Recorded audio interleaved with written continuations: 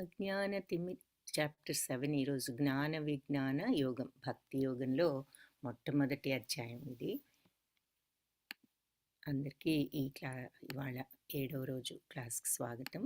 ఓం అజ్ఞానతిమిరాంధస్య జ్ఞానాంజనశలాకయ చక్షురున్మిళితం యేన తస్మై శ్రీ గురవే నమః.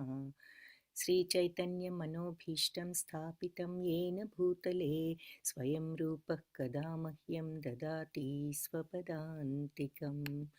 नमो ॐ विष्णुपादाय कृष्णप्रेष्ठाय भूतले श्रीमते भक्तिवेदान्तस्वामिन्यति नामिने. नमस्ते सरस्वती देवी गौरवाणी प्रचारिणे निर्विशेषशून्यवादी पाश्चात्यदेशतारिणे. हे कृष्णा करुणा सिन्धो दीनबन्धो जगत्पते गोपेश गोपिका कान्ता राधाकान्ता नमोऽस्तुते.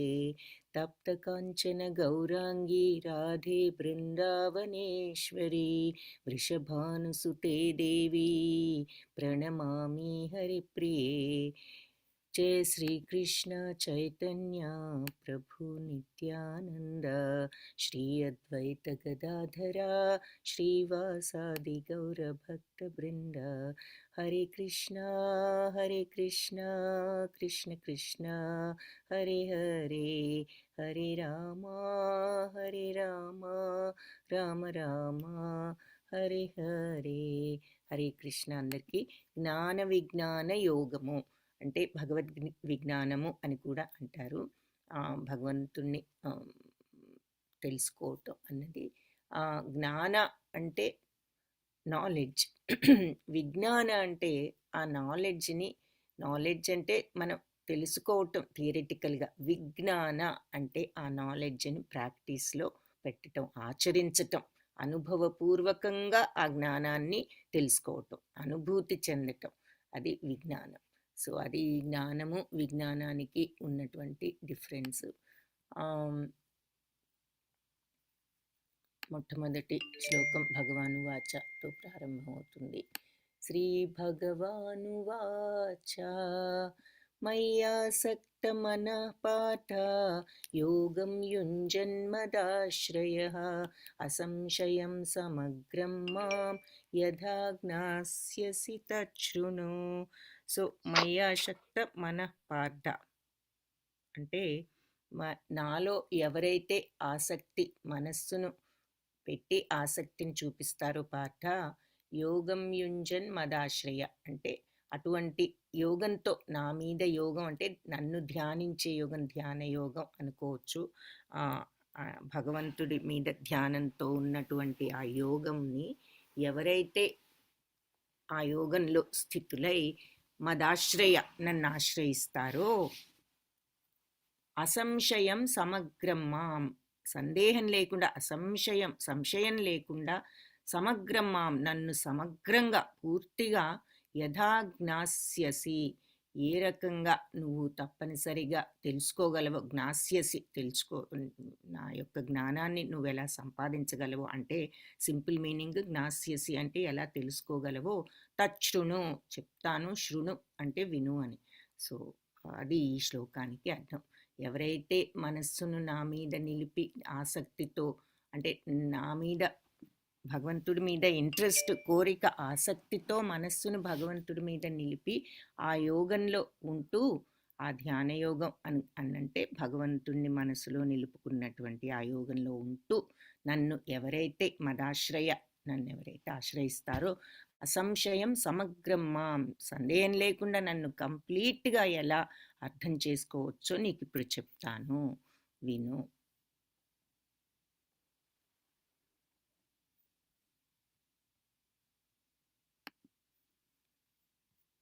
జ్ఞానం తేహం సవిజ్ఞానం ఇదం వక్ష్యామ్యశేషతః యత్ జ్ఞాత్వా నేహ భూయః అన్యత్ జ్ఞాతవ్యం అవశిష్యతే. జ్ఞానం తేహం సవిజ్ఞానం. సో జ్ఞానముతో పాటు విజ్ఞానము, ఆ తర్వాత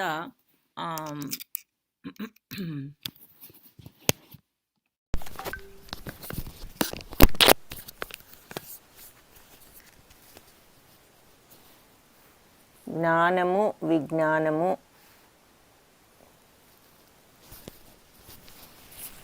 తో పాటుగా భౌతిక ఆధ్యాత్మిక జ్ఞానాన్ని కూడా నీకు ఇప్పుడు వక్ష్యామ్యశేషత నీకు ఇప్పుడు మొత్తం కంప్లీట్గా చెప్తాను. యత్జ్ఞాత్వా నేహభూయ అన్యజ్ఞాతవ్యం యజ్ఞాత్వా నేహభూయ. ఈ జ్ఞానాన్ని గనక నువ్వు తెలుసుకున్నట్లయితే అన్యజ్ఞాతవ్యం అవశిష్యతే. ఇక వేరే జ్ఞానం ఏమి అన్యజ్ఞానం అన్యజ్ఞానం ఇంకేదన్నా జ్ఞానం అవశిష్యతే అవసరం లేదు. ఈ జ్ఞానాన్ని గనక నువ్వు తెలుసుకున్నట్లయితే నీకు ఇంకా వేరే జ్ఞానం అవసరం లేదు. ఈ లోకంలో ఇక నువ్వు తెలుసుకోవాల్సింది ఏది కూడా ఉండదు ఈ జ్ఞానం తెలుసుకుంటే. ఏ జ్ఞానం? నేను ఇప్పుడు నీకు జ్ఞానంతే అహం సవిజ్ఞానం, జ్ఞానంతో పాటు నేను విజ్ఞానాన్ని ఇదంతా కూడా నీకు ఆధ్యాత్మిక జ్ఞానాన్ని అంతా కూడా నీకు వక్ష్యామ్య అవశేషత నీకు కంప్లీట్గా సంపూర్ణంగా చెప్తాను. యత్జ్ఞాత్వా నేహభూయ. ఈ జ్ఞానాన్ని తెలుసుకున్న తర్వాత లోకంలో అన్యజ్ఞాతవ్యం అవశిష్యతే. వేరే జ్ఞానం ఇంకేమి నీకు అక్కర్లేదు. దీన్ని ఇప్పుడు నీకు జ్ఞాన విజ్ఞానాలతో పాటుగా భౌతిక ఆధ్యాత్మిక జ్ఞానాన్ని కూడా కంప్లీట్గా చెప్తాను. దీనిని కనుక నువ్వు గ్రహిస్తే ఇక నీకు లోకంలో మళ్ళీ తెలుసుకోవాల్సింది ఏది కూడా లేదు.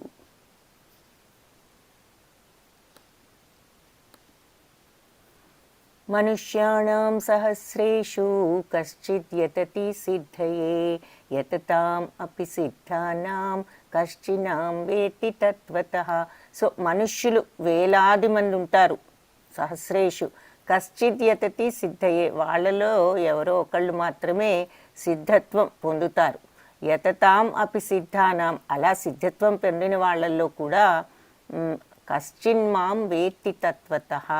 నన్ను తెలుసుకున్న వాళ్ళు, అర్థం చేసుకున్న వాళ్ళు, నా తత్వాన్ని తెలుసుకున్న వాళ్ళు ఎక్కడో ఒకళ్ళు ఉంటారు అని చెప్తున్నారు. ఈ చిత్రంలో ఇక్కడ మనకి చాలామందిని చూపిస్తున్నారు. వాళ్ళల్లో పరుగు పందానికి ప్రయత్నించే వాళ్ళు అయితే వాళ్ళల్లో కొంతమందిని సెలెక్ట్ చేస్తారు, అవునా? సో అలాగే మనుష్యులు సహస్రేషు, వాళ్ళల్లో కొంతమంది సిద్ధత్వాన్ని సంపాదిస్తారు. ఆ సెలెక్ట్ అయిన కొంతమందిలో మళ్ళీ ఒకే ఒక్కరు గెలుస్తారు. అలాగే మనుషులు ఎంతోమంది ఉంటారు, వాళ్ళల్లో సిద్ధత్వం ఉన్న వాళ్ళు కొంతమంది ఉంటారు. ఆ సిద్ధత్వం వచ్చిన వాళ్ళలో కూడా నిజంగా నన్ను తెలుసుకున్న వాళ్ళే ఎవరో ఒకళ్ళు ఉంటారు అని వారి అర్థం చేసుకోవటానికి ఉదాహరణగా ఇక్కడ ఈ బొమ్మ మనకు చూపిస్తున్నారు. ఒక పరుగు పందెంలో గనక అంతమందిలో కొంతమందే సెలెక్ట్ అయినట్లు, ఆ పరుగు పందానికి సూటబుల్ అని, వాళ్ళల్లో కూడా మళ్ళీ ఒకే ఒక్కరు గెలుపొందే వాళ్ళు ఉంటారు. అలాగే భగవంతుణ్ణి తెలుసుకోవటానికి ఎంతోమంది ప్రయత్నించినా కొంతమందే ఆ సిద్ధత్వాన్ని పొందగలుగుతారు. ఆ సిద్ధత్వం పొందిన వాళ్ళలో కూడా కొంతమందే ఎవరో ఒక్కరే ఆయన్ను తెలుసుకోగలుగుతారు. అంటే అంత అరుదు అని అర్థం అన్నమాట. భూమిరాపో నలో వాయు ఖం మనో బుద్ధిరేవచ అహంకార ఇతీయం మే భిన్న ప్రకృతిర్ అష్టధా. సో మనము భూమి, ఆపో నీరు, నలో అగ్ని, వాయువు,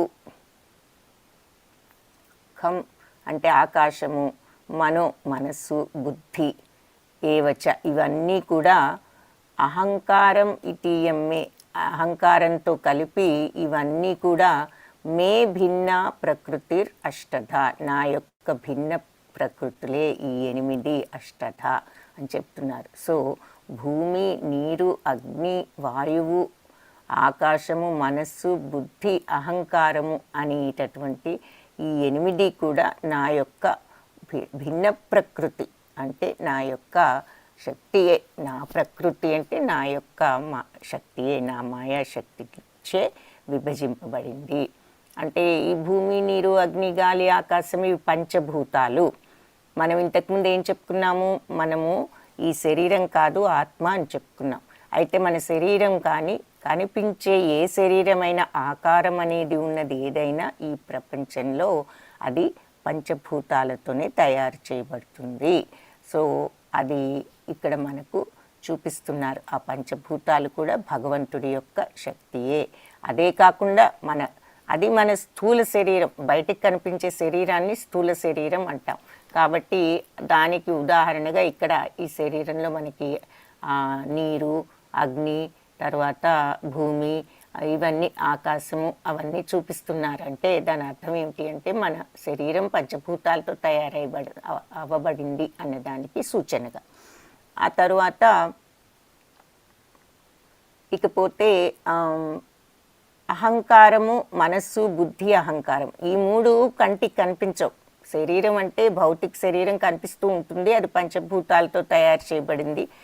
కనిపించేవన్నీ కూడా ఈ పంచభూతాలతోనే తయారు చేయబడింది. ఈ మాట ఒకటి, ఈ పాయింట్ గుర్తుంచుకోండి ఎప్పుడైనా. తరువాత ఇది స్థూల శరీరం అంటారు, అంటే కనిపించే శరీరం. కనిపించని సూక్ష్మ శరీరం ఒకటి ఉన్నది. ఆ సూక్ష్మ శరీరం ఏమిటి అంటే మనస్సు, బుద్ధి, అహంకారం. సో ఇవి కూడా కనిపించే స్థూల శరీరమే కాకుండా కనపడని మనస్సు, బుద్ధి, అహంకారం కూడా భగవంతుడి యొక్క మాయాశక్తియే అని చెప్తున్నారు. అపరేయమితస్త్వన్యాం ప్రకృతిం విద్ధి మే పరాం జీవభూతాం మహాబాహో యయేదం ధార్యతే జగత్. సో అర్జున, మహాబాహో అంటే మహాబాహువులున్న అర్జున అని సంబోధిస్తూ అర్జునుడిని ఇప్పుడు చెప్పిందంతా కూడా నీకు అపర ప్రకృతి. సో అపర ప్రకృతి, భిన్న ప్రకృతి అన్నారు, అది అపర ప్రకృతి. ఇకపోతే నా యొక్క విద్ధి మే పరా, అపర ప్రకృతి అని తెలుసుకో. జీవభూతాం మహాబాహో యయేదం ధార్యతే జగత్. ఈ జీవభూతాలన్నీ కూడా అంటే ఈ ప్రపంచంలో ఉన్న అన్ని జీవులు కూడా మహాబాహో అర్జున యయేదం ధార్యతే జగత్, ఈ జగత్తునంతటిని కూడా ధరిస్తున్నటువంటి నా ఇంకొక ప్రకృతి, ఇంతకంటే కూడా ఇప్పటి వరకు చెప్పినటువంటి ఆ అపర ప్రకృతి కంటే కూడా ఇంకా ఉన్నతమైనది అన్నది తెలుసుకో. ఇప్పుడు చెప్పిందంతా నీకు అపర ప్రకృతి. ఏది? భూమి, నీరు, అగ్ని, గాలి, ఆకాశం, మనస్సు, బుద్ధి, అహంకారం, ఈ 8 కూడా నా యొక్క అపర ప్రకృతి. నా పరప్రకృతి ఒకటి ఉన్నది, అది ఈ జీవభూతాల రూపంలో ఈ జగత్తునన్నిటినీ కూడా ధరిస్తున్నటువంటి ఇంకొక ప్రకృతి ఉన్నది, అది ఇంతకంటే కూడా ఉన్నతమైనదని తెలుసుకో.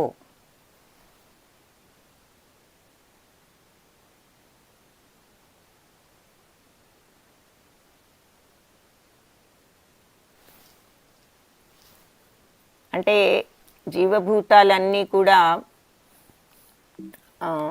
ఇందులో ఉన్నాయి అంటే ఉన్న జీవభూతాలన్నిటిలోనూ ఈ ప్రపంచంలోనూ వ్యాపించి ఉన్నటువంటి నా యొక్క ఇంకొక ప్రకృతి ఉన్నది, అది దీనికంటే కూడా మేలైనది అని చెప్పి ఈ శ్లోకంలో చెప్తున్నారు. ఏమిటి అది?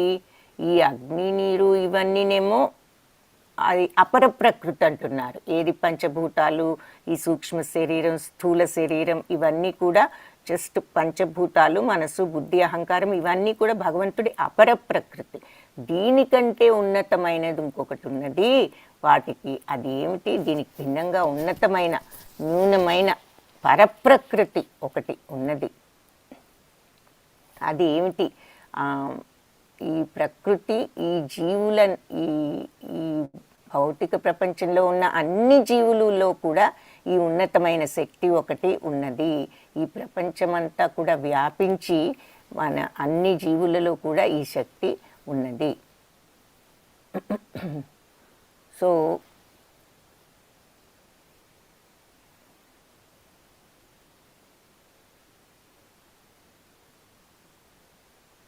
అంటే అగ్ని, నీరు, ఆకాశము ఇవన్నీనేమో ప్రదర్శించబడే భౌతిక పదార్థము న్యూన శక్తి అంటారు. అయితే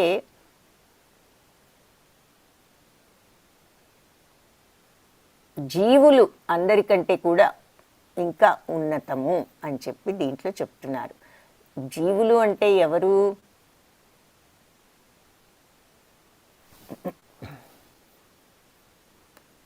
ఆత్మ సో భౌతిక శరీరము ఏమో అపర ప్రకృతి, దానిని మించిన ఈ ప్రపంచమంతా కూడా వ్యాపించి ఉన్ని జీవరూపంలో ఈ జగత్తునంతటినీ ధరిస్తున్న ఇంకొక ప్రకృతి ఉన్నది.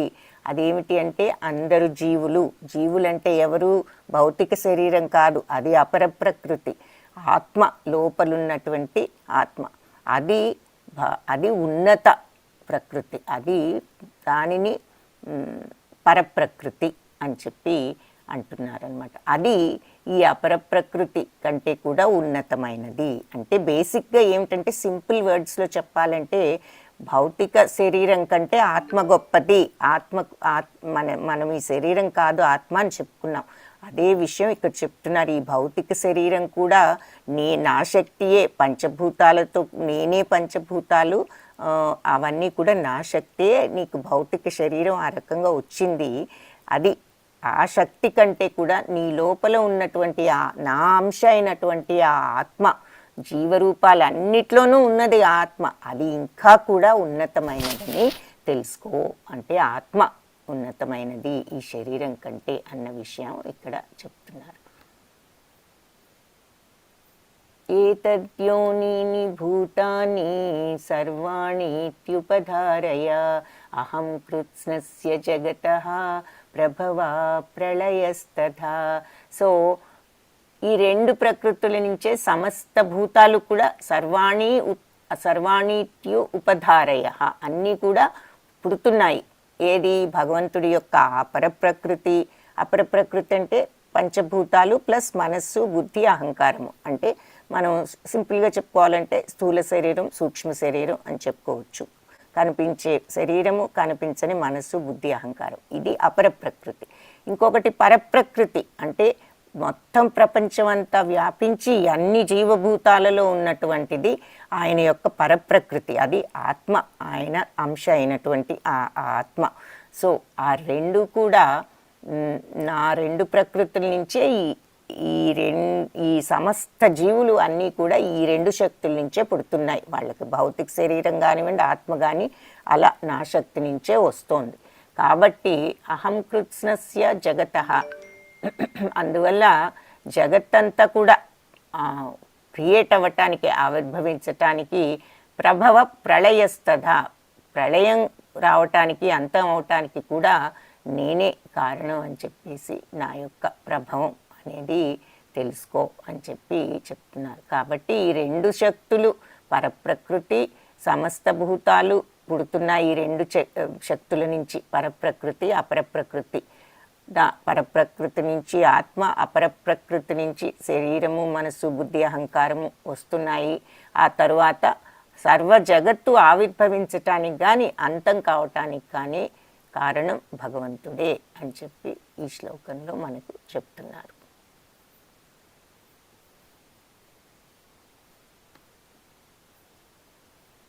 మత్తా పరతరం నాన్యత్ కించిద్ అస్తి ధనంజయ మయి సర్వం ఇదం ప్రోతం సూత్రే మణిగణ ఇవ.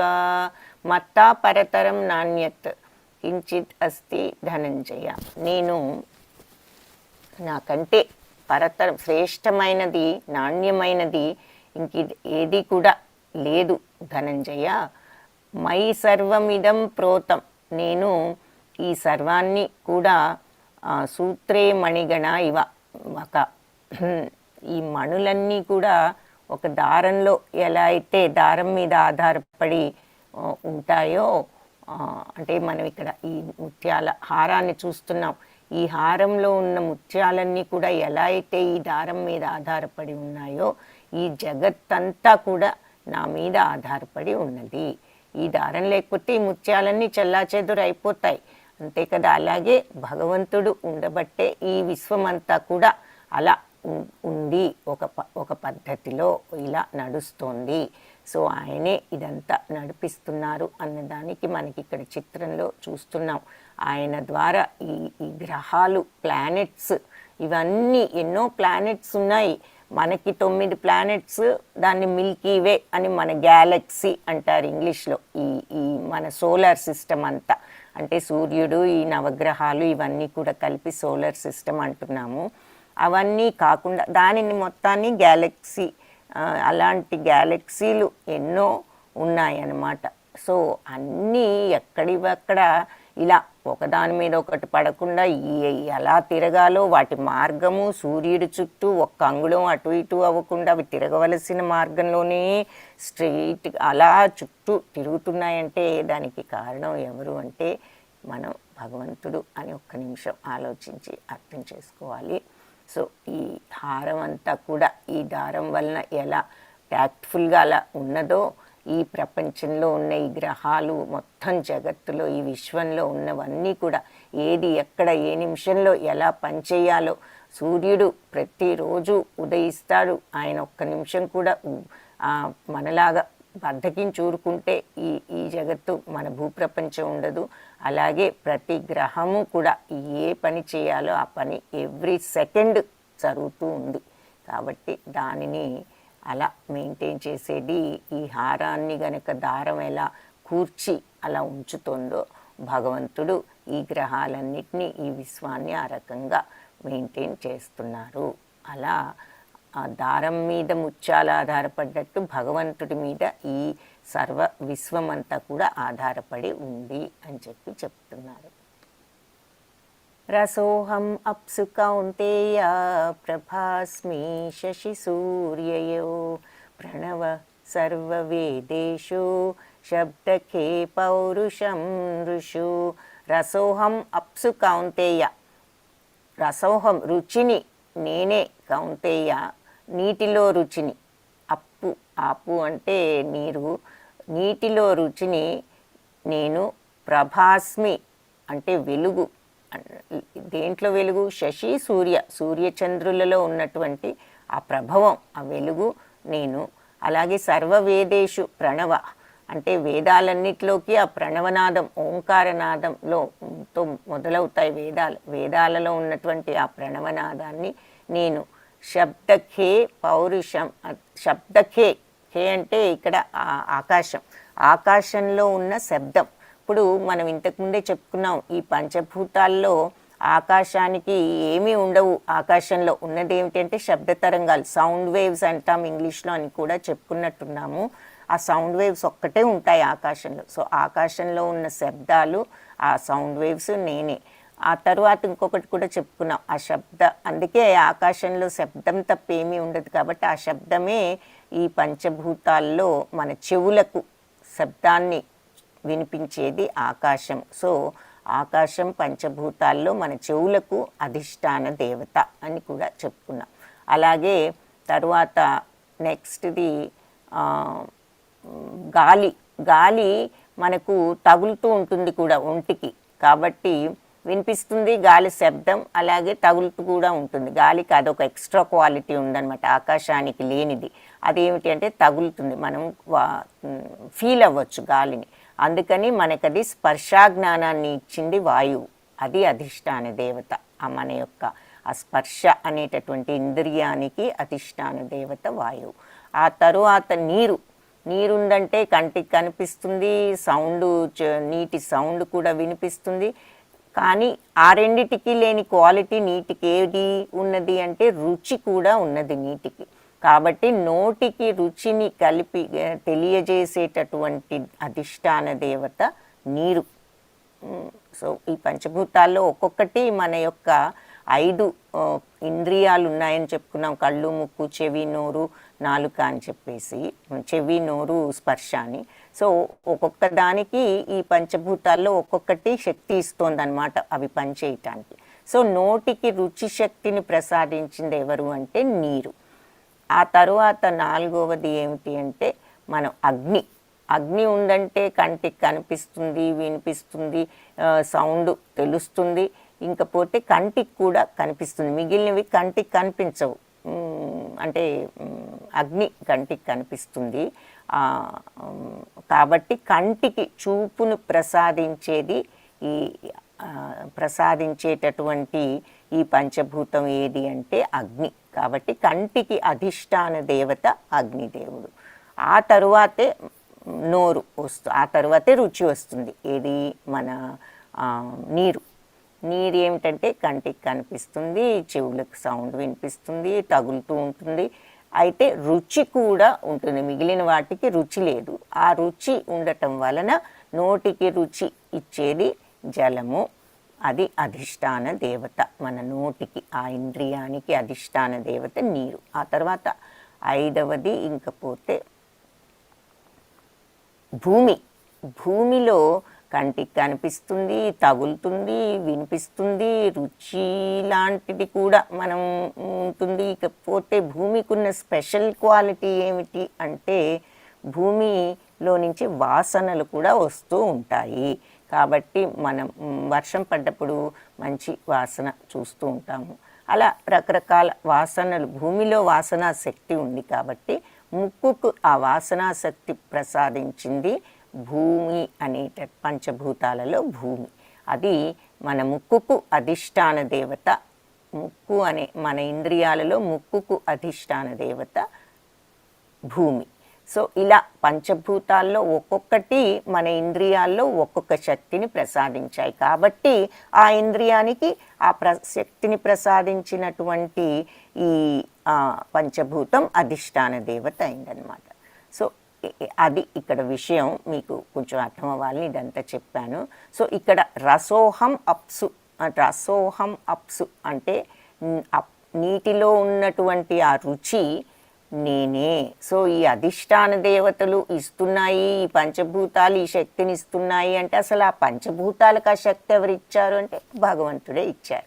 అందుకని ఆ నీటిలో ఉన్న రుచి ఎవరిది ఎక్కడిది అంటే ఆ రుచిని నేనే.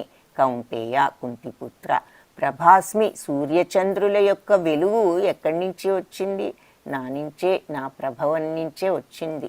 సర్వవేదాలలో ఉన్నటువంటి ఓంకారము, హే ఆకాశంలో ఉన్న ఈ శబ్ద తరంగాలు ఏమిటి? పౌరుషం ఋషు, నరులలో ఉన్న పౌరుషం అంటే ఇక్కడ సామర్థ్యం అని చెప్పుకోవచ్చు. ప్రతి మనిషిలో ఏదో ఒక సామర్థ్యం ఉండబట్టే మనం ఏదో ఒక పనులు చేయగలుగుతున్నాం. కాబట్టి ఆ మనుషులలో ఉండే ఈ సామర్థ్యం కూడా నేనే అని చెప్పి ఈ శ్లోకంలో చెప్తున్నారు. సో నీరు తాగేటప్పుడు మనం ఈ విషయం గుర్తుంచుకోవచ్చు. నీరు ఒక్కటే కాదు, కానీ ఈ ఎగ్జాంపుల్తో ఇదైనా మనకు గుర్తుంటుందేమో మరి.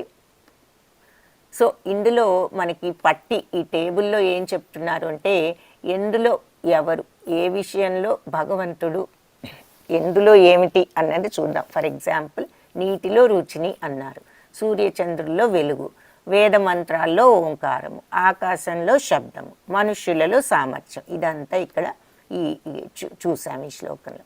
తర్వాత ఏంటి నెక్స్ట్ శ్లోకాస్లో? భూమిలో ఉన్న వాసన, అగ్నిలో ఉన్న వేడి, జీవించే జీవులలో ఉన్న జీవనం, మనందరిలో ఉన్న చైతన్యం, ప్రాణం, జీవనమే భగవంతుడు. తపస్సులలో తపస్సు చేసే వాళ్ళల్లో శక్తి ఏమిటి? తపస్సు. ఆ శక్తి మళ్ళీ భగవంతుడే. సమస్త అస్తిక్యములలో ఆది బీజం, అన్ని జీవాల్లో కూడా అసలు సీడ్ వేసింది ఎవరు అంటే రావటానికి భగవంతుడే. బుద్ధిశాలులలో బుద్ధి, శక్తిమంతులలో శక్తి, బలవంతులలో బలము, ధర్మసూత్రాలకు విరుద్ధంగా లేనటువంటివి మైథునము అని చెప్పి అన్నీ కూడా భగవంతుడే అన్నది మనం అక్కడ అర్థం చేసుకోవాలి. ఏ చైవ సాత్వికా భావ రాజసాస్తమసాశ్చయే మత్త ఏవైతి తాన్ విద్ధి నత్వాహం తేషు తే మయి. సో ఏ చైవ, ఇదంతా కూడా ఈ సాత్విక భావాలు కానీ రాజసిక భావాలు కానీ, రాజస తమసాశ్చ, తమసత్వం తమోగుణ భావాలన్నీ కూడా నా యొక్క శక్తి భగవంతుడే కల్పించారు. అంటే ఈ సత్వ రజస్ తమో గుణాలన్నీ కూడా మాయ, ఈ ప్రపంచమంతా ఈ గుణాలే ఆవహించి ఉంటాయి. మనలో అన్ని గుణాలు ఉండొచ్చు, కొన్ని గుణాలు ఎక్కువ ఉండొచ్చు, ఒక గుణం రెండో గుణం తక్కువ ఉండొచ్చు. బట్ ఏది అందరిలో ఈ గుణాలు ఉంటాయి, అందరూ ఈ గుణాలకు బద్ధులే. అటువంటి ఈ సత్వరజస్తమో గుణాలు కూడా భగవంతుడి యొక్క శక్తియే. మత్త ఏవైతి తాన్ విద్ధి నత్వాహం తేషుతో మయి. అయితే నేను నత్వాహం, అహం, నేను వాటిల్లో లేను, నేను ఇవన్నీ కూడా నా శక్తే. ఏది సత్వరజస్తమో గుణాలు ఇవన్నీ కూడా నా యొక్క శక్తి, నాలో ఉన్నటువంటి శక్తి. కానీ నేను వాటిలో లేను, నాలో అవి ఉన్నాయి అని చెప్తున్నారు. అంటే దాని అర్థం ఏమిటి? నత్వాహం, అహం నేను వాటిలో లేను, అవి మాత్రం నాలో ఉన్నాయి. అంటే దాని అర్థం ఏమిటి అంటే ఈ సత్వరజస్తమో గుణాలు ఈ ప్రపంచంలో ఏదైనా అన్నీ కూడా భగవత్ సృష్టియే, అన్నీ కూడా ఆయనలో ఉన్నాయి, ఆయనలో అంతర్గతమై ఉన్నటువంటి శక్తియే ఇదంతా కూడా. ఈ సత్వరజస్తమో గుణాల మాయలో మనం అందరం చిక్కుకుని ఉన్నాము. ఓకే, ఈ సత్వరజస్తమో గుణాలు భగవంతుడి యొక్క శక్తి, ఈ మాయ కూడా. ఆ మాయలో మనందరం చిక్కుకుని ఉన్నాం. కానీ భగవంతుడు ఆ మాయలో చిక్కుకోరు, ఆయనే మాయను నియంత్రించేది. అది దాని అర్థం.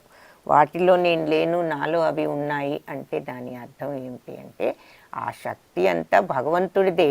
కానీ ఆ మాయాశక్తి యొక్క మాయకు ఆయన బద్ధులు కాదు అని అర్థం. త్రిభిర్గుణమయైర్భావైః సర్వం ఇదం జగత్ మోహితం నాభిజానాతి మామేభ్యः పరమవ్యయం. త్రిభిర్గుణం అంటే ఈ మూడు గుణాలు, సత్వరజస్తమో గుణాలు, మయైర్భావై ఆ మూడు గుణాలతో నిండి ఉన్నటువంటి వీటితో ఏభి సర్వం ఇదం జగత్, అందరూ కూడా మోహితులైపోతున్నారు. ఈ ప్రపంచం మొత్తం కూడా మోహితం నాభిజానాతి, అందరూ కూడా మోహితులైపోతున్నారు. మోహితులై ఏమవుతోంది? మామేభ్య పరమం వ్యయం, నేను అవ్యయుడను, నశింపులేని వాడిని, అతీతుడను అని దివ్యమైన వాడిని అని వాళ్ళు తెలుసుకోలేకుండా ఉన్నది ఈ ప్రపంచం అంతా కూడా. ఈ త్రిభిర్గుణమయైర్భావ, ఈ మూడు గుణాల భావాలలో ఉండి ఈ సర్వజగత్తు మోహితులయ్యి తెలుసుకోలేకపోతున్నారు. నాభిజానాతి, తెలుసుకోలేకపోతున్నారు. ఏమని? నేను పరముడను, దివ్యుడనని, అతీతుడనని, అవ్యయుడను, నాశనం లేని వాడినని తెలుసుకోలేకుండా ఉన్నారు. దేనివల్ల తెలుసుకోలేకుండా ఉన్నారు అంటే ఈ సత్వరజస్తమో గుణాల మోహంలో చిక్కుకుని ఈ ప్రపంచంలో ఉన్న వాళ్ళంతా భగవంతుణ్ణి తెలుసుకోలేకపోతున్నారు. ఈ సత్వరజస్తమో గుణాల మోహంలో పడిపోయి. దైవీ హ్యేషా గుణమయీ మమ మాయా దురత్యయా మామేవ యే ప్రపద్యంతే మయామేతాం తరంతి తే. సో దైవీ హ్యేషా గుణమయీ మమ మాయా దురత్యయా. సో ఈ ప్రకృతి త్రిగుణాల స్వరూపం అని చెప్పుకున్నాం కదా. ఈ దైవమాయను, ఈ మమ మాయ, నా మాయను దురత్యయ, ఈ గుణాలతో కూడుకున్నటువంటి, మూడు గుణాలతో కూడుకున్నటువంటి నా యొక్క మాయను దాటటం దురత్యయ, సాధ్యం కాదు, అది అంత ఈజీ కాదు. మామేవయే ప్రపద్యంతే, నన్ను ఎవరైతే శరణు వేడుతారో మాయామేతాం తరంతితే, వాళ్లను ఈ మాయ నుంచి నేను సులభంగా దాటిస్తాను అని చెప్తున్నారు. కాబట్టి ఈ సత్వరజస్తమో గుణాలతో కూడినటువంటి ఈ ఈ మాయను దాటటం, ఆ మాయ నుంచి బయటపడటం అంత సులభం, దురత్యం అంత సులభం కాదు. అయితే మామేవయే ప్రపద్యంతే, ఎవరైతే ప్రపద్యం అంటే శరణు వేడటం, నన్ను ఎవరైతే శరణు వేడుతారో మాయామేతాం తరంతితే, దాటిస్తాను నేను వాళ్ళను, దీనిని అని చెప్తున్నారు. ఈ మాయను ఈ నుంచి వాళ్ళను బయటపడేస్తాను అంటే వాళ్ళకి ముక్తిని కలిగిస్తాను అని చెప్తున్నారు. సో ఇక్కడ ఈ చిత్రంలో ఈ మాయ, ఈ భౌతిక ప్రపంచంలో ఉన్నటువంటి భవసాగర అంటాము. ఆ భౌతిక ప్రపంచం మాయంతా ఒక సముద్రం. ఆ మాయలో మనం అందరం బందీలం అయిపోతున్నాం, ఇలా చిక్కుకుపోతున్నాం, ఆ మాయలో పడి కొట్టుకుపోతున్నాం. కాబట్టి భగవంతుణ్ణి రెండు చేతులతో ఇతను ఎత్తాడు అంటే దాని అర్థం ఏమిటి అంటే 2 చేతులు ఎత్తటం, భగవంతుడికి పూర్తిగా శరణాగతులు అవ్వటము. అది ఈ చిత్రంలో ఉన్నటువంటి మీనింగ్ అన్నమాట. సో అలా భగవంతుడికి కంప్లీట్గా శరణు వేడితే ఆయన మనల్ని ఈ మాయ నుంచి సులభంగా దాటిస్తా. అలా నన్ను ఆశ్రయించిన వాళ్ళు దానిని సులభంగా దాటగలరు ఈ మాయను అని చెప్తున్నారు. అప్పుడు ఆయన శరణు వేడితే మనం ఆయన వచ్చి చేయి అందించి మనల్ని ఈ మాయ అనేటటువంటి ఈ సముద్రం నుంచి దాటిస్తారు. అది మనకి ఇక్కడ ఈ చిత్రానికి అర్థం అదనమాట. సో ఈ త్రిగుణ స్వరూపం ప్రకృతి అంతా కూడా ఈ త్రిగుణాలతో నిండి ఉండి ఈ మాయను దాటటం మామూలుగా ఎవరికి సామాన్యులకి సాధ్యపడదు. కానీ నన్ను ఆశ్రయించిన వాళ్ళు సులభంగా దాటగలరు. మాం దుష్కృతినో మూఢాం ప్రపద్యంతే నరాధమా మాయయాపహృతజ్ఞానా ఆసురం భావమాశ్రిత. మాం దుష్కృతినో మూఢ ప్రపద్యంతే నరాధమ. నన్ను దుష్టులు మూఢులు శరణు వేడరు, వాళ్ళు నన్ను పొందలేరు. మాయయాపహృత జ్ఞాన, మాయతో కప్పబడినటువంటి జ్ఞానం అంటే మాయతో వాళ్ళ యొక్క జ్ఞానం, ఎవరైతే మాయా జ్ఞానం అంటే ఈ భౌతిక లౌకికమైనటువంటి జ్ఞానం, అసలైనటువంటి జ్ఞానం కాదు, అలాంటి జ్ఞానంతో ఉన్నవాళ్ళు ఆసురం భావమాశ్రిత, రాక్షస భావాలను ఎవరైతే ఆశ్రయిస్తారో అంటే రాక్షస భావాలతో ఎవరైతే ఉంటారో వాళ్ళు నన్ను పొందలేరు అని చెప్తున్నారు. అంటే పాపాత్ములు, దుష్కృతులు అంటే పాపపు పనులు చేసేవాళ్ళు, మూఢులు ప్రపద్యంతే నరాధములు, వాళ్ళు నన్ను పొందలేరు. మాయయాపహృత జ్ఞాన. సో ఈ మాయా జ్ఞానాన్ని ఉన్నటువంటి వాళ్ళు అంటే ఈ భౌతిక ప్రపంచం జ్ఞానం మాత్రమే, ఇక వేరే ఏమీ లేకుండా అని చెప్పి మాయలో పడి వివేకం కోల్పోయిన వాళ్ళు, ఈ ప్రపంచం ఈ సుఖాలు ఇవి తప్ప వేరే లేదు అనుకునేటటువంటి వాళ్ళు, అలాంటి వాళ్ళు ఆసురం భావమాశ్రిత, ఎవరైతే రాక్షస భావాలని ఆశ్రయించి ఆ రాక్షస భావాలతో ఉంటారో వాళ్ళు, ఈ నలుగురు కూడా నన్ను పొందలేరు. పాపాత్ములు, మూఢులు, మానవధములు, మాయలో పడి వివేకం కోల్పోయిన వాళ్ళు, రాక్షస భావాలను ఆశ్రయించిన వాళ్ళు, ఇలాంటి వాళ్ళెవరు కూడా నన్ను పొందలేరు. అయితే శరణాగతి కోరని నలుగురు ఎవరో మళ్ళీ ఒకసారి ఇక్కడ సమీక్షిస్తున్నారు, చూద్దాం. మూఢులు, రెండవది నరాధములు, మూడవది మాయయాపహృత జ్ఞాన అంటే మాయా ప్రభావం వలన తమ విశేష జ్ఞానాన్ని నశించిన వారు, సమాజాన్ని తప్పుదారిలో పట్టిన మేధావులు. అంటే మామూలు జ్ఞానం ఉన్నది కానీ వాళ్ళ మాయా ప్రభావం వల్ల అసలైన జ్ఞానం వాళ్లకు లేదు, వాళ్ళు అంతా కూడా భౌతికమే అనుకుంటున్నారు. అలాంటి వాళ్ళు ఆసురం భావం ఆశ్రిత, రాక్షస గుణాలు ఉన్నవాళ్ళు. సో ఇటువంటి వాళ్ళు నన్ను కోరరు, శరణు వేడరు వాళ్ళకు అని చెప్తున్నారు. ఇకపోతే ఎవరు భగవంతుణ్ణి శరణు వేడుతారు అన్నది ఇక్కడ చెప్తున్నారు. చతుర్విధ భజంతే మాం జనా సుకృతినో అర్జున ఆర్తో జిజ్ఞాసురర్థార్థి జ్ఞానీ చ భరతర్షభ. సో ఇక్కడ ఈ చిత్రంలో చూస్తే 4 రకాల వాళ్ళు భగవంతుణ్ణి ప్రార్థిస్తున్నారు. ఎవరు అంటే, ఒకటి చతుర్విధ భజంతే మాం, 4 రకాల వాళ్ళు నన్ను భజిస్తారు. జనా సుకృతినో అర్జున, 4 రకాల జనాలు, ఈ సుకృతి సరి అయిన వాళ్ళు, మంచివాళ్ళు. ఎవరు వాళ్ళు? ఆర్తులు అంటే బాధల్లో ఉన్నవాళ్ళు, జిజ్ఞాసులు అంటే తెలుసుకోవాలి భగవంతుణ్ణి, జిజ్ఞాస అంటే కుతూహలం, తెలుసుకోవాలనే కుతూహలం. అలా జిజ్ఞాసులు, ఇక్కడ ఏమిటి కుతూహలం? భగవంతుని తెలుసుకోవాలనే కుతూహలం. అర్థార్థి అంటే సంపదను అర్థించేవాడు అర్థార్థి. అంటే సంపద కావాలి, డబ్బు ఇలాంటివి ఏదైనా కావాలి అని ఏదైనా కావాలని కోరుకునే వాళ్ళ అర్థార్థి. జ్ఞానీచ, జ్ఞానులు కూడా 4వ రకం జ్ఞానీచ. ఈ నలుగురు భరతర్షభ, భరతవంశ శ్రేష్ఠుడా, ఈ వీళ్ళు అందరూ నన్ను భజిస్తారు, ఈ 4 రకాల మంచివాళ్ళు అని చెప్తున్నారు.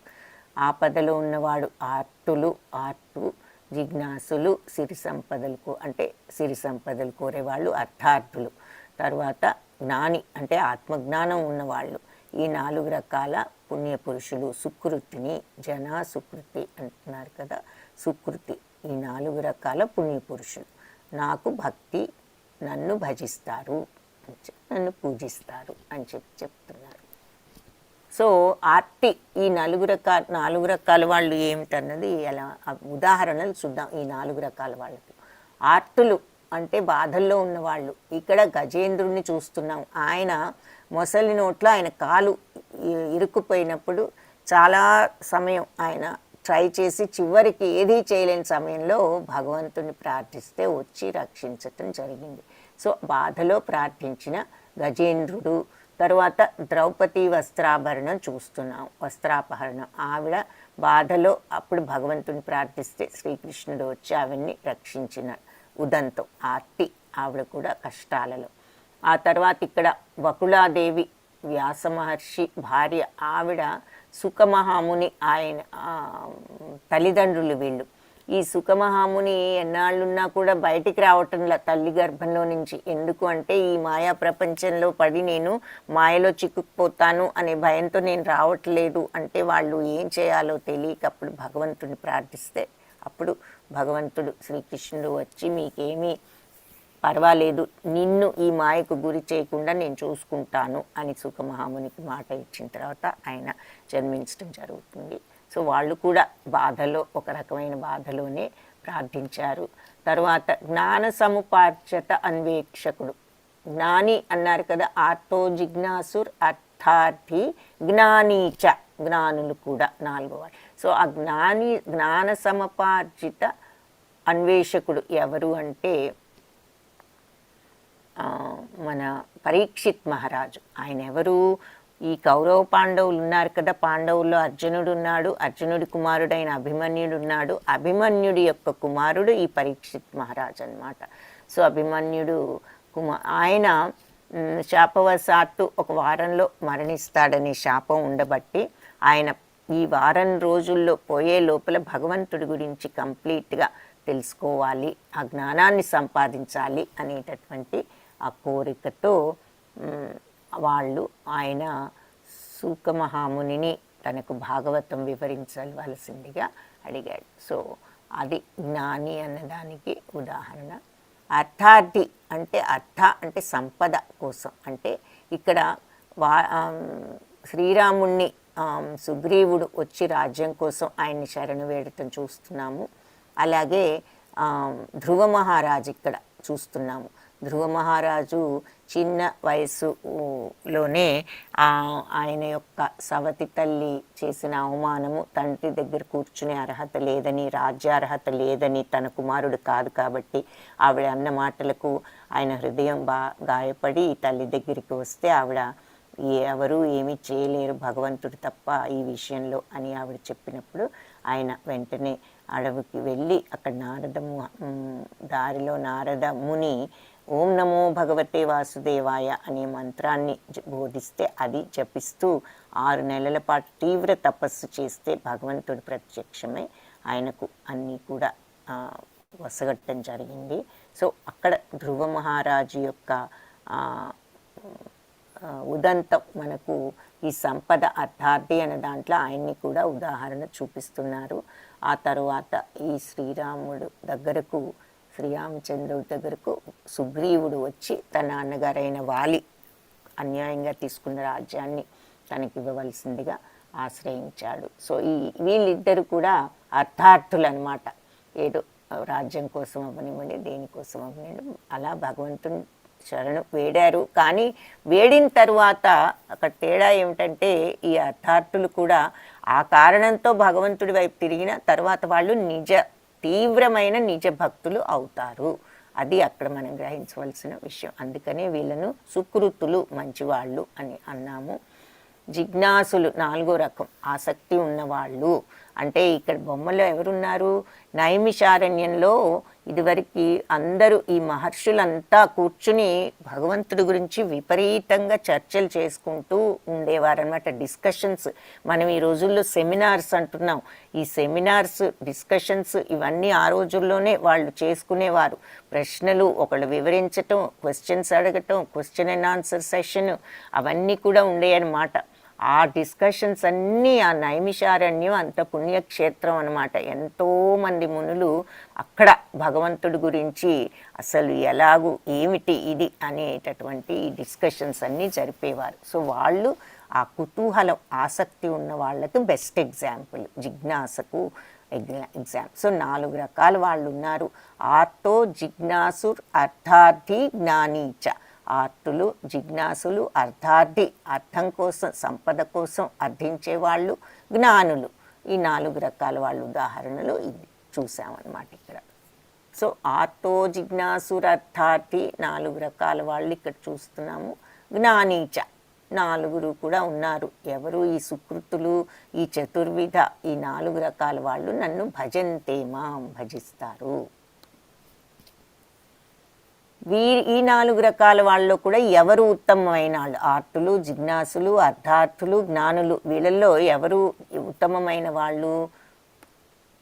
తేషాం జ్ఞాని నిత్యయుక్త ఏకభక్తిర్విశిష్యతే ప్రియో హి జ్ఞానినోత్యర్థ మహం సచా మమ ప్రియ. ఈ 4 కూడా జ్ఞాని, నిత్యయుక్త, భగవంతుణ్ణి నిత్యము కూడా ఏకభక్తిర్విశిష్యత, నిత్యము ఈ ఏకభక్తి, విశిష్యమైనటువంటి ఏకభక్తితో, ఈ నిత్యము కూడా ఈ భక్తితో ఎవరైతే యుక్తులై ఉంటారో ఆ నిత్య భక్తిలో వాళ్ళు విశిష్టులు. ఈ 4లో కూడా ఎవరది అంటే జ్ఞాని. ఈ 4లో కూడా నిత్యము భగవంతుణ్ణి భక్తితో భజించేటటువంటి ఆత్మజ్ఞానియే అత్యుత్తమమైన, విశిష్యత అంటే వాళ్ళే ఉత్తమమైన వాళ్ళు. ప్రియోహి జ్ఞానినోత్యర్థ, అలాంటి జ్ఞానికి నేను ప్రియుడును. అత్యర్థం అహం సచ మమ ప్రియ, నాకు కూడా వాళ్ళు ప్రియులు, ఇటువంటి జ్ఞాని అని చెప్తున్నారు. ఎవరు అంటే ఈ 4 రకాలలో కూడా ఈ జ్ఞానులు అందరిలోకి అత్యుత్తములు. వాళ్ళు నాకు ప్రియులు, నాకు వాళ్ళు, వాళ్ళకి నేను ప్రియము, నాకు కూడా వాళ్ళు ప్రియులు అని చెప్తున్నారు. సో ఇక్కడ జ్ఞాని అంటే ఎవరైతే ఇది తెలుసుకున్న వాళ్ళు, ఇక్కడ భజించే వాళ్ళని చూపిస్తున్నారు ఉదాహరణగా. సో భగవంతుణ్ణి తెలుసుకోవాలన్నా, ఆ జ్ఞానం సంపాదించాలన్నా మనకు భగవన్నామ జపమే ఈ కలియుగంలో మార్గము అని చెప్పుకున్నాం. కాబట్టి ఆ మంత్రం ఒకసారి అన్నా మనం జపించటం ట్రై చేయాలి. ఒక్క మాల అంటే 108 times, అది 10 minutes పడుతుంది. సో ఆ జ్ఞానాన్ని చేరువుగా వెళ్ళాలి అంటే ఆ సాధన ఉండాలి అన్నది ఇక్కడ చూపిస్తున్నారు. ఉదారా సర్వ ఏవైతే జ్ఞానిత్వాత్మైవ మే మతం అస్థితస్స హి యుక్తాత్మా మామేవాన్ ఉత్తమం గతిం. సో వీళ్ళంతా గొప్పవాళ్లే, మనం చూసాము సర్వ ఏవైతే. కానీ జ్ఞాని మాత్రం నా ఆత్మస్వరూపుడే అని నా అభిప్రాయం. జ్ఞానిత్వా ఆత్మైవ మే మతం, నా ఉద్దేశం జ్ఞాని నా యొక్క ఆత్మయే. వీళ్ళంతా ఉదారా సర్వ ఏవైతే, అందరూ కూడా గొప్పవాళ్లే. ఏది ఆర్తో, జిజ్ఞాసుర, అర్థార్థులు అందరూ భక్తితో భజించి నన్ను పూజించేవాళ్ళు, మంచివాళ్ళు, గొప్పవాళ్లే. కానీ జ్ఞానులు మాత్రం నా ఆత్మస్వరూపులే అని నా అభిప్రాయం. అంటే ఆ జ్ఞానికి జ్ఞాని అనే పేరు ఎందుకు వచ్చింది? భగవంతుణ్ణి తెలుసుకున్నారు, భగవంతుణ్ణి అనుభూతి చెందారు. అంటే ఆత్మానుభూతి అంటే అర్థం ఏమిటి? లోపల ఉన్న ఆత్మను అర్థం చేసుకోవటం, అనుభూతి చెందటం. అంటే ఆ ఆనందాన్ని భగవంతుణ్ణి పొందినట్లే అని మనం అదే అర్థం చేసుకోవాలి. అంటే ఆత్మ తెలుసుకోవటం అన్నా, భగవంతుని తెలుసుకోవటం అన్నా, ఆత్మానుభూతి అన్నా అవన్నీ కూడా ఒకటే అర్థము. కాబట్టి నార్మల్గా అందరం బయటకు చూస్తూ ఉంటాము, ఈ ప్రపంచంలో కనిపించే విషయాలు ఇవి, వీటితో మన మైండ్ ఫిలప్ అయిపోయింది. లోపల ఉన్న భగవంతుడి అంశ అయినటువంటి ఆ ఆత్మను మనం గ్రహించటం లేదు. ఆత్మ సహజ స్థితి ఏమిటి? సత్ చిత్ ఆనందం. అది నిత్యం ఎప్పుడూ ఉంటుంది, ఎటర్నల్. అది దానికి అన్నీ తెలుసు. ఆ తర్వాత ఆనందం, సహజానందం అనమాట. అసలు లోపల ఎప్పుడూ మనకు ఆనందం ఉన్నది మన ఆత్మలో. ఈ భౌతిక ప్రపంచపు వ్యామోహాల్లో పడిపోయి మన మనస్సంతా ఈ కోరికలతో, చిరాకులతో, కోపంతో, ఈర్ష్యతో, ఇలాంటి వాటితో నిండిపోయి మనకి సుఖం, ఆనందం తెలియకుండా పోయింది. కాబట్టి దృష్టిని లోపలికి తిప్పి అంటే లోపలికి తిప్పి అంటే బయట ఉన్న వాటిని మనం పట్టించుకోకుండా మన ఇంద్రియాలను, మైండ్ను మనం కంట్రోల్ చేసి భగవంతుడి వైపు తిప్పగలిగితే, మన యొక్క ఆత్మను మనం సందర్శించగలిగితే మనకు అప్పుడు ఈ ఆత్మానందం అనేది తెలుస్తుంది, భగవంతుడిని అనుభూతి చెందటం. అది తెలుసుకున్న జ్ఞానులు వాళ్లకు ఆ సహజానందం ఏమిటో అర్థమవుతుంది. ఆత్మలో ఉండే సహజానందం అదే భగవంతుడి అంశ. ఆయన ఆనందం కూడా అలాగే ఉంటుంది. అందుకే వాళ్ళు నా ఆత్మస్వరూపులే అని ఆయన అభిప్రాయం అని చెప్పిన మాటకు అర్థం అదనమాట. ఎప్పుడైతే ఈ ఆత్మను మనం తెలుసుకోగలుగుతామో, అంటే ఆత్మలో ఉన్నటువంటి ఆ సహజ ఆనందాన్ని మనం చవి చూడగలుగుతామో, అదే మనం భగవంతుడిలో లీనమయ్యేటటువంటి యోగ స్థితి. సో అది అందుకని అలాంటి వాళ్ళు నా స్వరూపులే అని నా అభిప్రాయము అని చెప్తున్నారు. అస్థిత సహి యుక్తాత్మ మామేవాన్ ఉత్తమాం గతి. వాళ్ళు ఆ స్థితిలో వాళ్ళు యుక్తులై ఉంటే, ఇలాంటి వాళ్ళు మామేవాన్ ఉత్తమం గతి, వాళ్ళకి తప్పకుండా నన్ను వాళ్ళు పరమగతి నేనే అనుకుని వాళ్ళు నన్ను పూజిస్తారు ఆ రకంగా అని చెప్తున్నారు. ఎందుకంటే వీళ్ళంతా గొప్పవాళ్ళే నలుగురు, కానీ జ్ఞాని మాత్రం నా ఆత్మస్వరూపుడే అని నా అభిప్రాయం. ఎందుకు అంటే సహియుక్తాత్మ మామేవాన్ ఉత్తమం గతి, అతడు నన్నే పరమగతి, ఉత్తమగతి అని భావించి సేవిస్తాడు.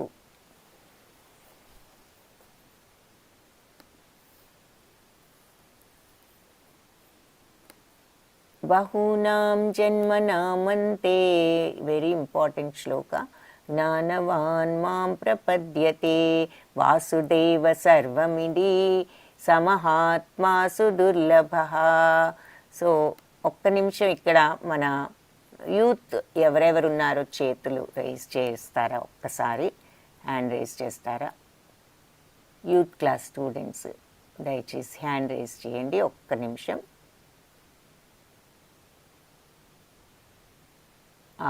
రేజ్ హ్యాండ్ ఆప్షన్ ఉంటుంది కదా, ఆ ఆప్షన్ ఒక్కసారి సెలెక్ట్ చేసుకోండి.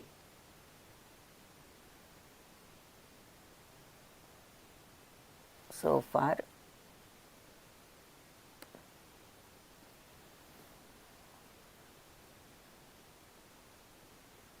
యూత్ క్లాస్ వాళ్ళు ఎవరున్నారు?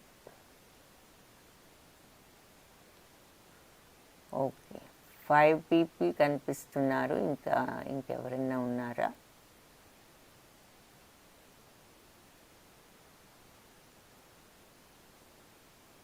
ఓకే, 5. ఇంకెవరన్నా ఉంటే దయచేసి హ్యాండ్ రైజ్ చేయండి, యూత్ క్లాస్ వాళ్ళు. ఒక్కసారి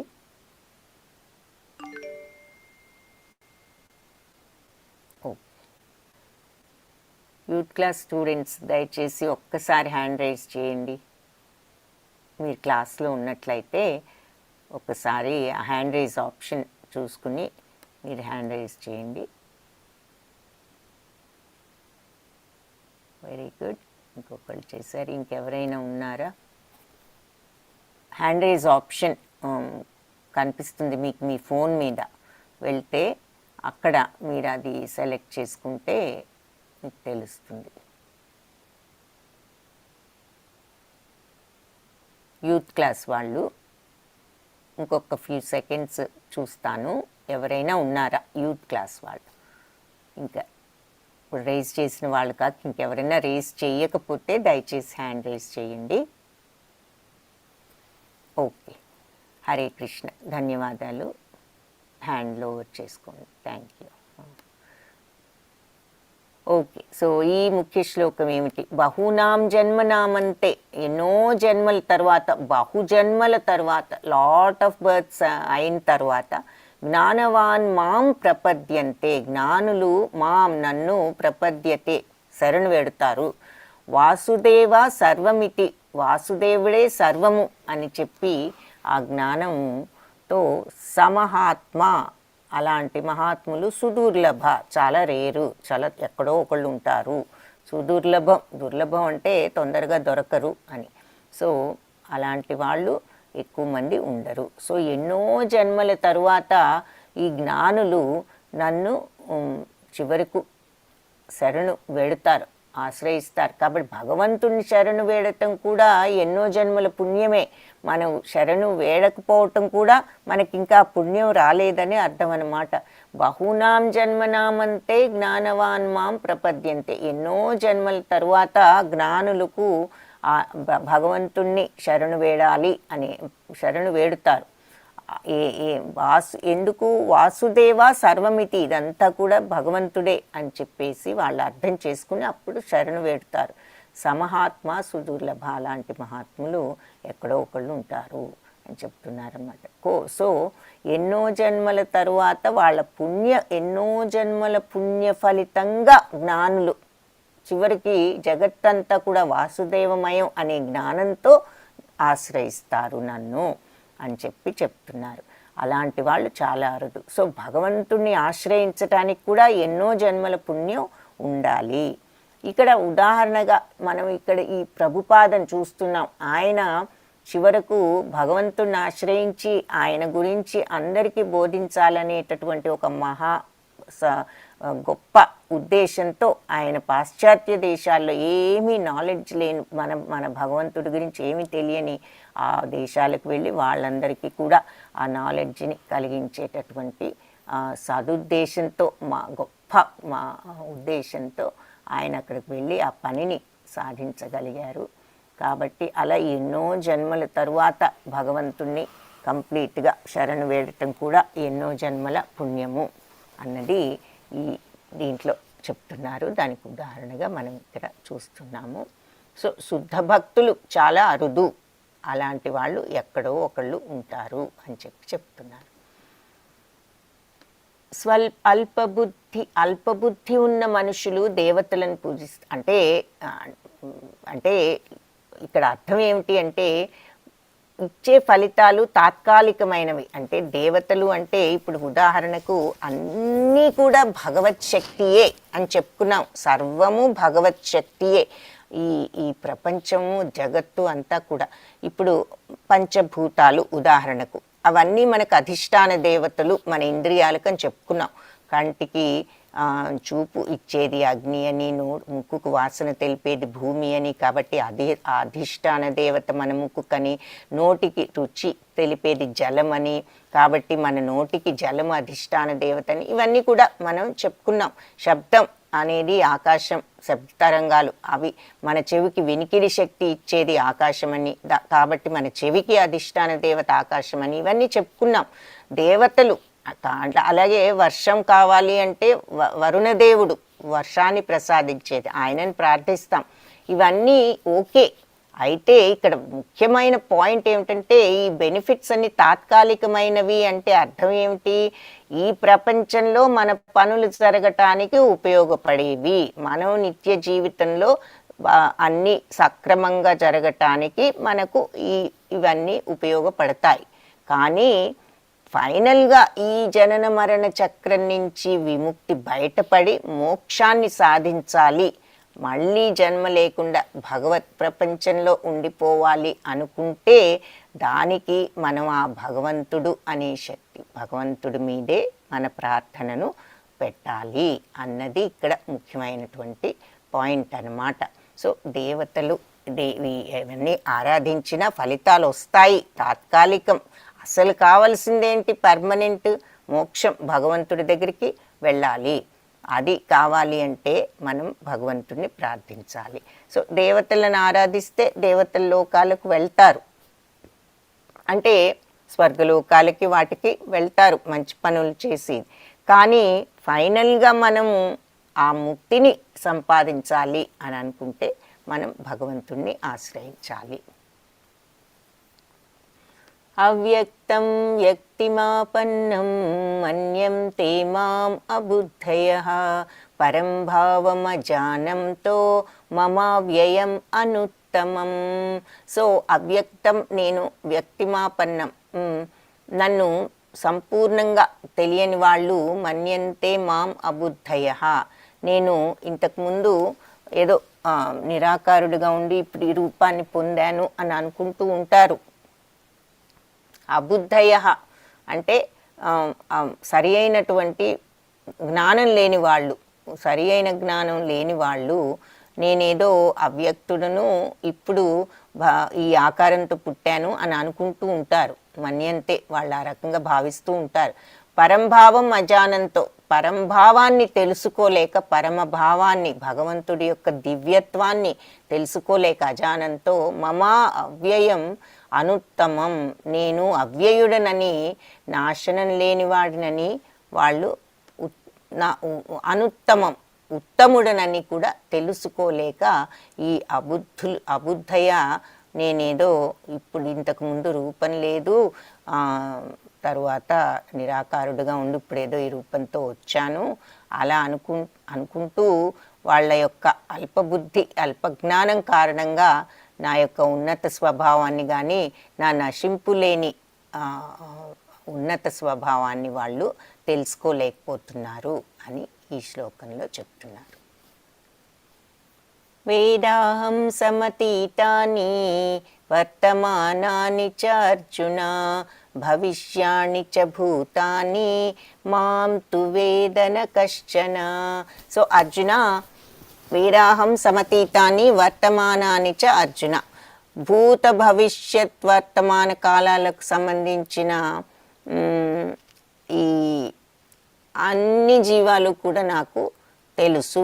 వేదాహం సమతీతాని, వేద అంటే తెలుసు అని అర్థం, వేద్ అంటే తెలుసు, అహం నాకు తెలుసు. ఎవరు తెలుసు? సమతీతాన్ని, అందరూ. ఎవరు? వర్తమానం, ప్రెజెంట్లో ఉన్న వాళ్ళందరూ తెలుసు అర్జున. భవిష్యత్తు, ఫ్యూచర్లో ఉండబోయే వాళ్ళందరూ కూడా తెలుసు. భూతాన్ని, పాస్ట్లో ఉన్న వాళ్ళందరూ కూడా నాకు తెలుసు. మాం తు వేద న కశ్చన, అయితే నన్ను మాత్రం ఎవరికి తెలియను, నేను ఏ ఒక్కడికి కూడా తెలియను. మాం తు వేద్, తెలుసుకోలేరు, నా కశ్చన, నన్నెవరు కూడా తెలుసుకోలేరు అని చెప్తున్నారు. సో అందరూ భూత భవిష్యత్ వర్తమానాలలో ఉన్న వాళ్ళంతా, జీవులందరూ నాకు తెలుసు, కానీ నన్ను మాత్రం వాళ్ళు ఏ ఒక్కరూ తెలుసుకోలేకపోతున్నారు అని చెప్తున్నారు. మరి ఇంతమంది జీవులు ఉన్న ఎంతో తక్కువ మంది భగవంతుణ్ణి తెలుసుకోగలిగిన వాళ్ళు ఎక్కడో ఒకళ్ళు, ఆత్మానుభూతి పొందగలిగిన వాళ్ళు ఎక్కడో ఒకళ్ళు ఉన్నారు.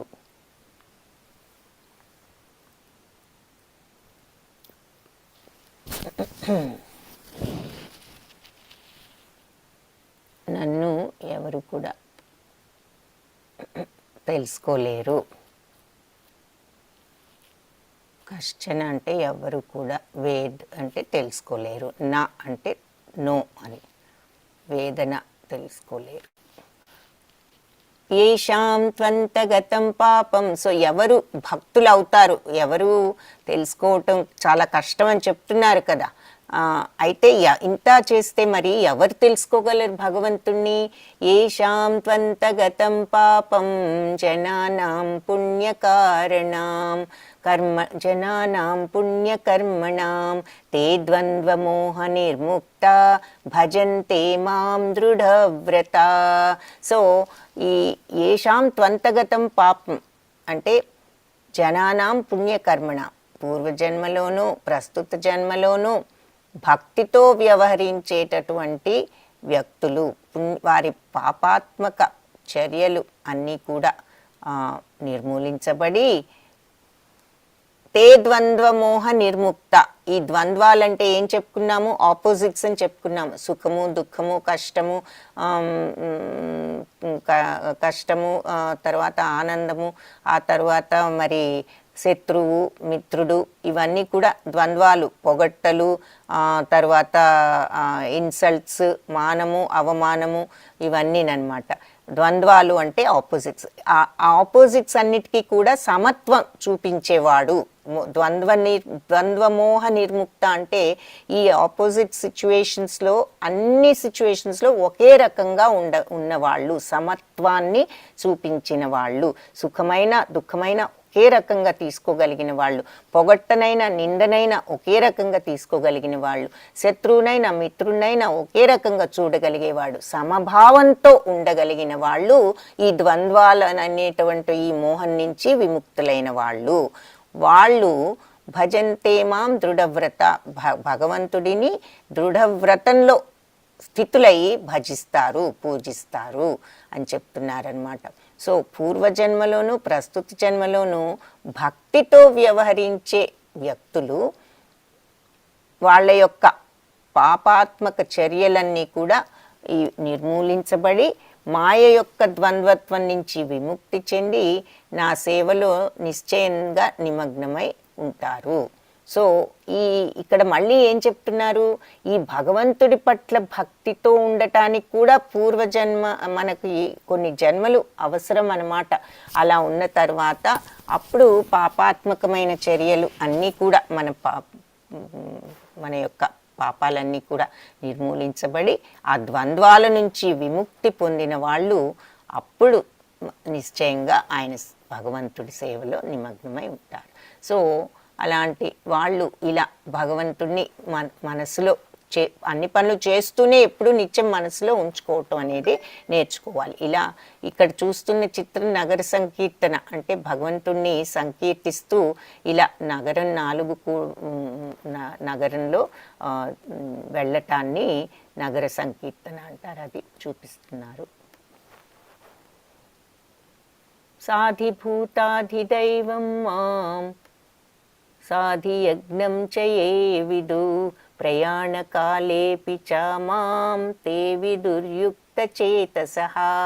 సో సాధిభూతాది దైవం నేను, సాధియజ్ఞం చయే విదు అన్ని యజ్ఞాలకు అధిపతిని అని తెలుసుకుని ప్రయాణకాలేపి చ మాం వెళ్ళిపోయే సమయంలో, ఆఖరి సమయంలో మాం తే విదుర్యుక్త చేతస వాళ్ళు, అలాంటి వాళ్ళు తప్పనిసరిగా లాస్ట్లో కూడా నన్ను తెలుసుకుని ఉంటారు.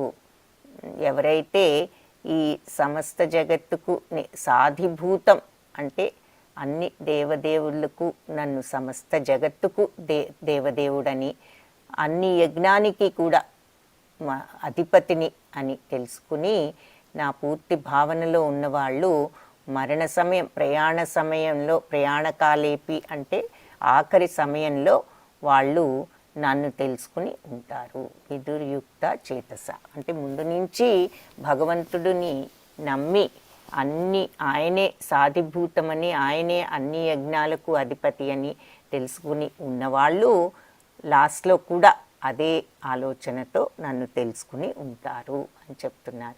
సో భగవంతుణ్ణి అలా తెలుసుకోవాలి అంటే సదా భగవంతుణ్ణి స్మరణ, మనకు యద్భావం తద్భవతి అనే ఒక మాట ఉన్నది. అంటే ఏది భావిస్తామో, ఏది ఆలోచిస్తామో తద్భవతి అదే జరుగుతుంది, అదే అవుతాము. మనం ఏ విషయాలు ఆలోచిస్తే మన మైండ్ ఆ రకమైన మనుషులుగా తయారవుతాం మనం. సో భగవంతుడి మీద మనసు లగ్నం చేస్తే మనకు ఆ భగవతత్వం అర్థమవుతుంది. సో అది అలా మనం లైఫ్లో సాధన చెయ్యాలి. లాస్ట్లో ఒక్కసారి రమ్మంటే రాదు. కాబట్టి అదే ఇక్కడ అర్థం. నన్ను ఎవరైతే అలా అర్థం చేసుకుని నా భావనలో ఉంటారో వాళ్ళకి ప్రయాణ కాలంలో ఆటోమేటిక్గా వాళ్ళు అదే స్థితిలో ఉంటారు. అంటే ఆ ప్రాక్టీస్ అలవాటు అయిపోయింది కాబట్టి, ఆ సాధనలో ఉన్నారు కాబట్టి వాళ్ళకి అది అలవాటు అయిపోతుంది. కొత్తగా అప్పుడు తెచ్చుకోక్కర్లేదు, అదొక రీజన్. రెండవది ఏమిటి అంటే ఆ ప్రయాణ కాలం, ఆ టైం ఎప్పుడు వస్తుందో మనం ఎవరికి తెలియదు కదా. అందుకని మనం ఎప్పుడు ఆ సాధనలో ఉంటే ఎప్పుడు వచ్చినా ఆ టైం మనం రెడీగానే ఉంటాము భగవంతుణ్ణి మనసులో ఉంచుకోవటానికి. ఇక్కడ అది భీష్మాచార్యులు, ఆయనకు నిన్న కూడా చూసినట్టున్నాం ఈ చిత్రం, ఆయనకు ఎప్పుడు కావాలంటే అప్పుడు వెళ్ళిపోయేటటువంటి వరం ఉన్నది. అయితే ఆయన కావాలని ఆ ఉత్తరాయణం కోసం వెయిట్ చేస్తూ శ్రీకృష్ణ భగవానుడి కోసం వేచి ఉండి ఆయన వచ్చిన తర్వాత విష్ణు సహస్రనామాన్ని జపిస్తూ ఆయన జన్మను ఎండ్ చేసుకున్నారు.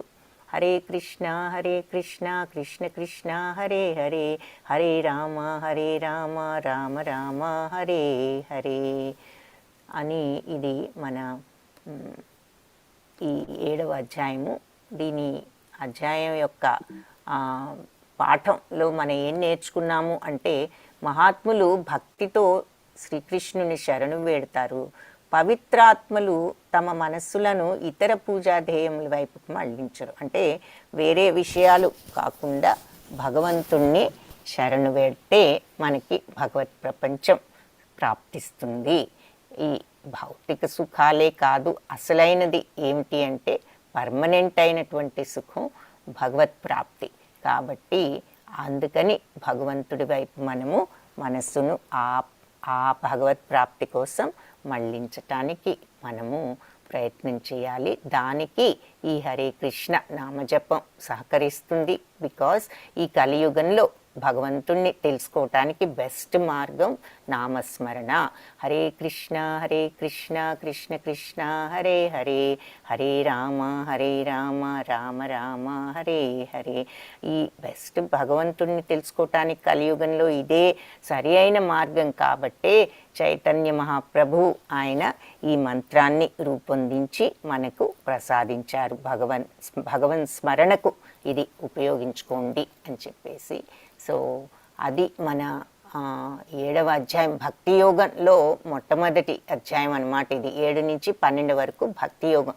ఈ భగవత్ ప్రాప్తి, ఈ భక్తిని ఏ రకంగా, ఎందుకు, ఎలా, ఎవరు అలవర్చుకుంటారు అన్న డీటెయిల్స్ అన్నీ కూడా మనకు ఇందులో తెలుస్తాయి.